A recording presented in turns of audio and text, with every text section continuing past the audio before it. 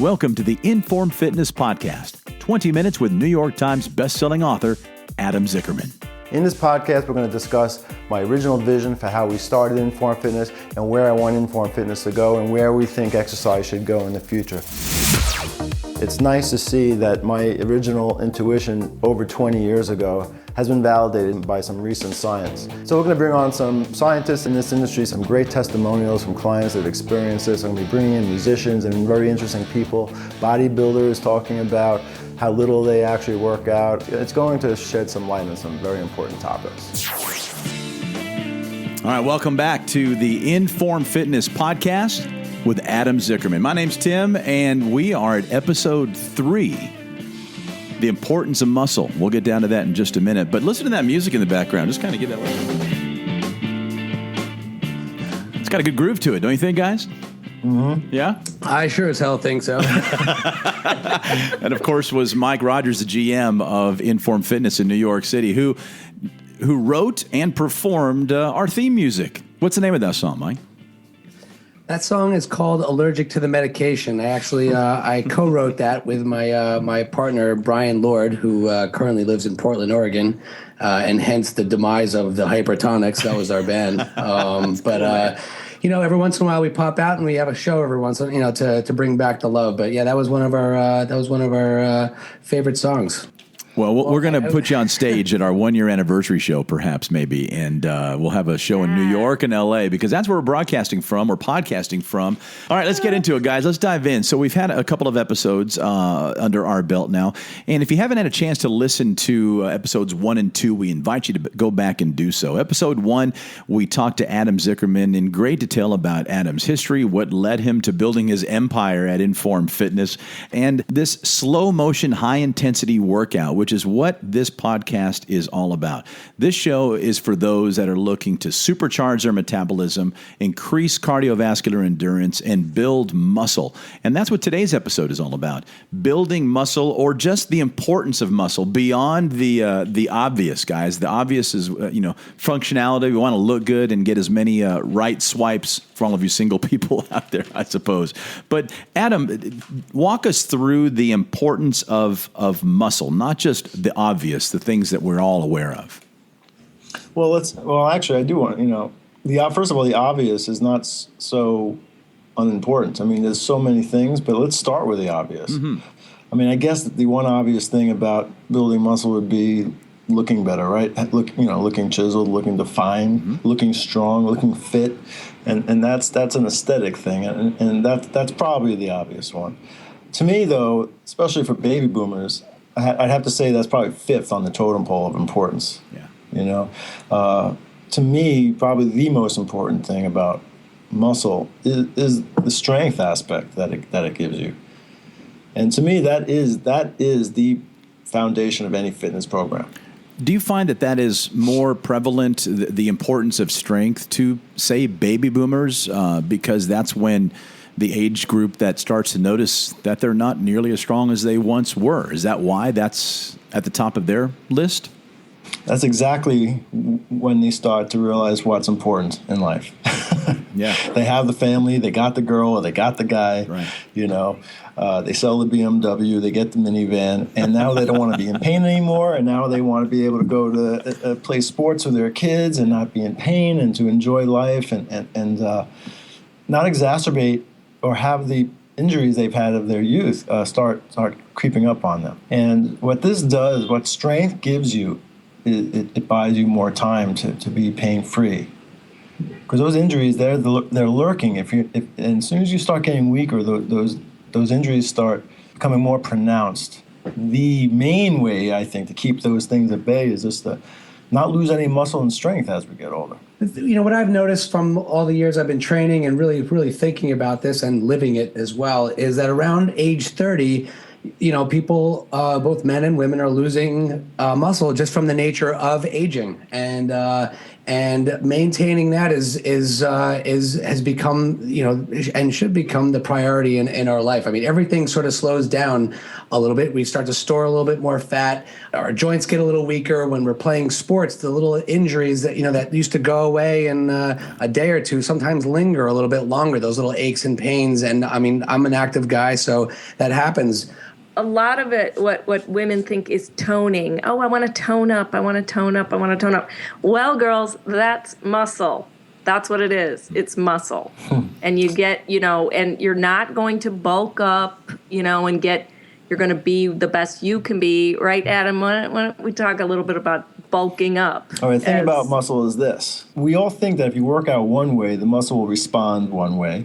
And if you work out another way, the muscle will respond the other way. For example, if you do, the old adage is you do heavy weights, low reps, you'll bulk up. Your muscles will get big and bulky. Then the other thought would be if you do high reps, then you get toned, you get cut.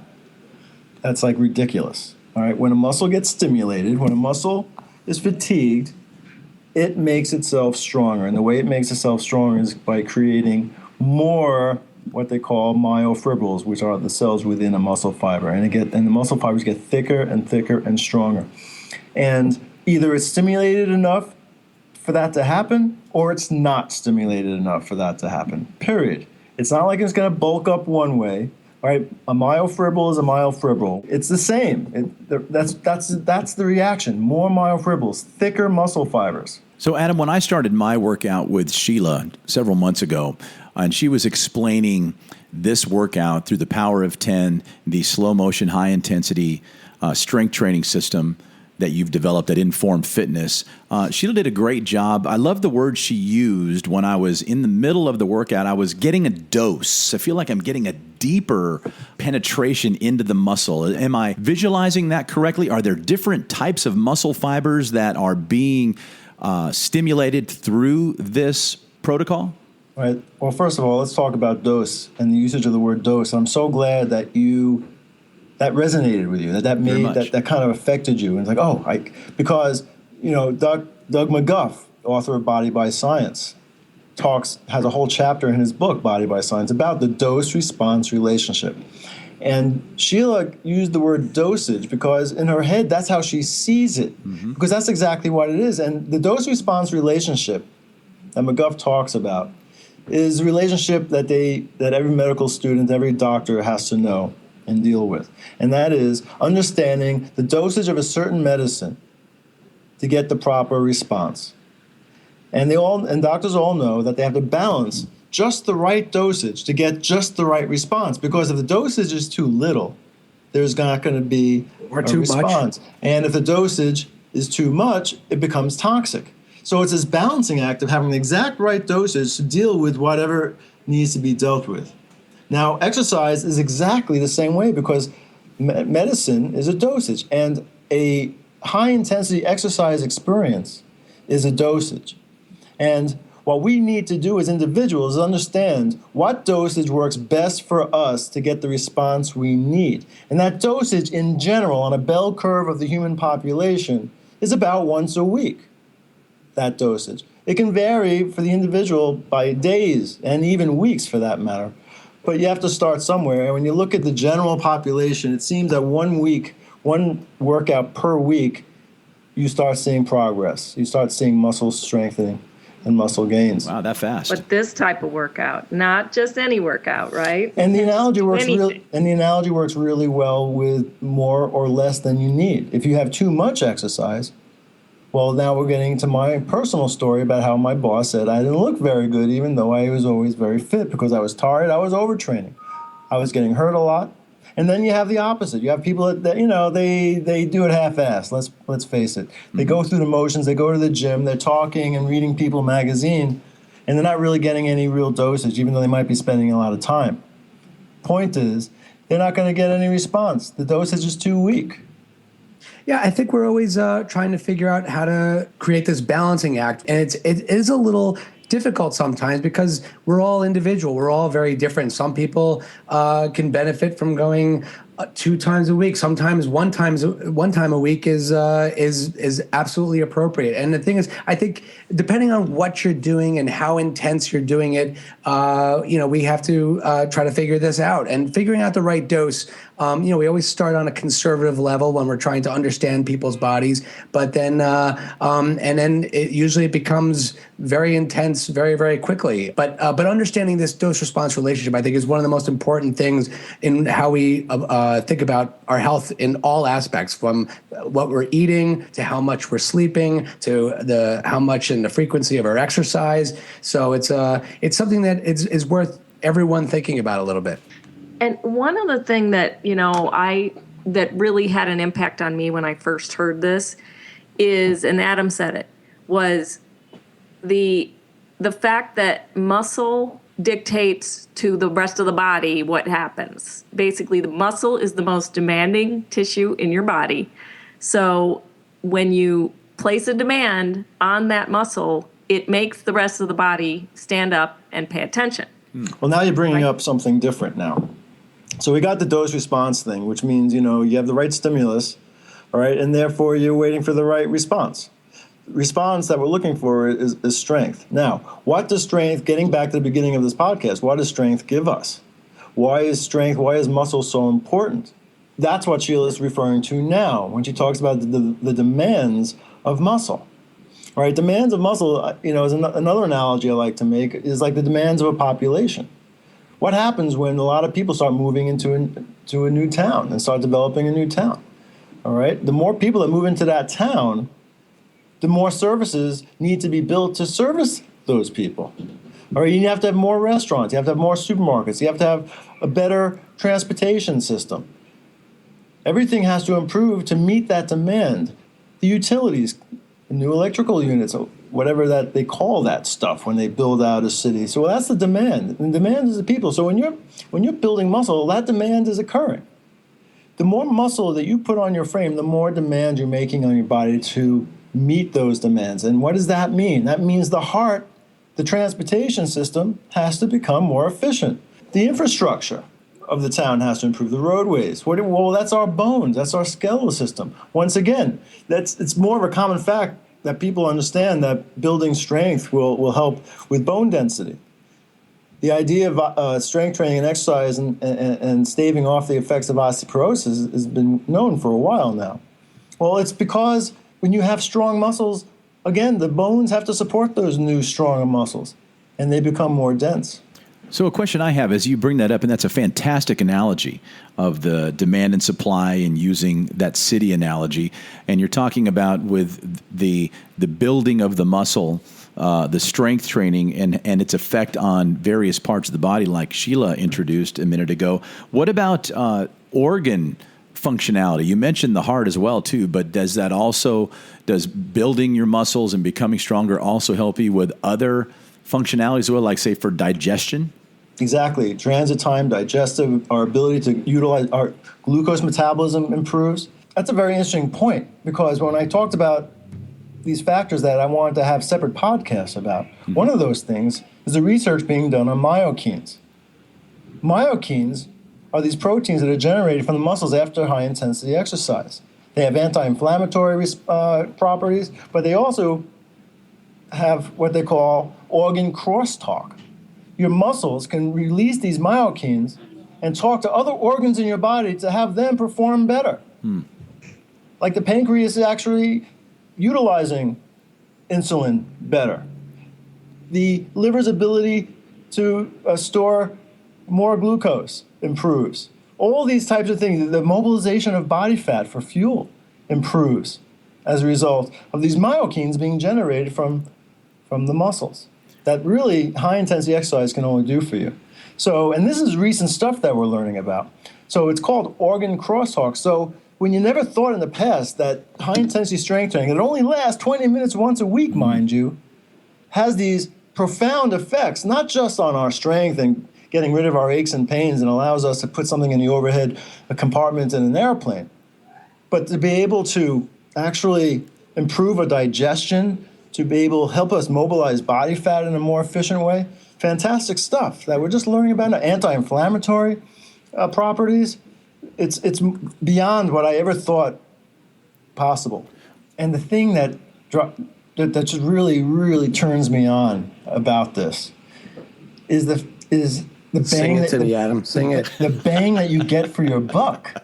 I mean, we're talking about, yes, an intense experience, but we're talking about a 20-minute intense experience on an average of once a week to have these really profound effects occur. I mean, you'd think that for those types of positive effects, you'd have to work out every single day, hours at a time to have these things happen. But no. So to wrap up what we're talking about as far as the importance of muscle, of course, we started with aesthetics. Everybody wants to look good. And one of the challenges that we have as trainers in our field, in our particular business, because we're not selling the pipe dream about you're going to look amazing. And this is the problem, because everyone expects exercise to give them the body that they want and to lose once a week I can look like this. Well, no, I mean, body fat loss is also another part of it, and nutrition is as important as the strength training part. Now, what I want to point out all the time to people when they sit, because you can see the disappointment in their face when I hit them with that dose of reality, that no exercise program is going to make them have that hard body that they're looking for if they're not watching what they eat. Everyone wants that exercise to be the magic bullet for that. So they first go, oh, are you kidding me? You're telling me that this once a week workout is not going to give me, and I'm not going to lose 30 pounds in the next 30 weeks this way? Well, no, not from the exercise alone. But let me tell you something. If you don't lose a single ounce here, but you come here once a week and you work out really hard, you're going to be getting so many other benefits. And you're going to have a lot of benefits and still be overweight. I'd rather be strong and overweight than weak and overweight. Mm-hmm. Now, if you want to be strong and svelte, then you got to do the nutrition part too.